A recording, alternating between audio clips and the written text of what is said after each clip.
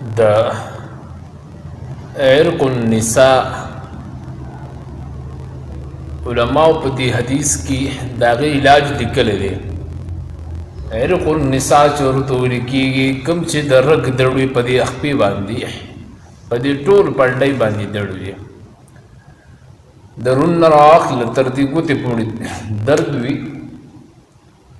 محدثینو دې حدیث ته لاندې لیکلي دي چې د عرق النساء مریض با د ګډ لمبر واخلي، د ګډ چې کم لم دی کنه دغه لمبر واخلي، دا به ویلي کې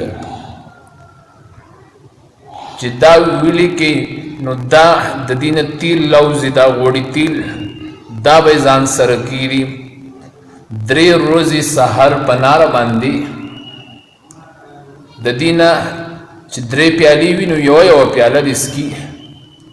صحیح حدیث د ابن ماجه کې راغلی دی رسول الله صلی الله علیه وسلم د دې علاج دا خودل دی او ډیر خلق الله سره هغه الله شفای کامله ورکړي.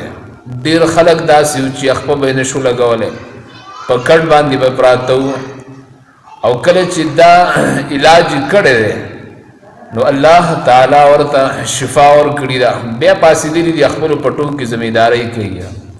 نو دا د ابن ماجه صحیح حدیث دی.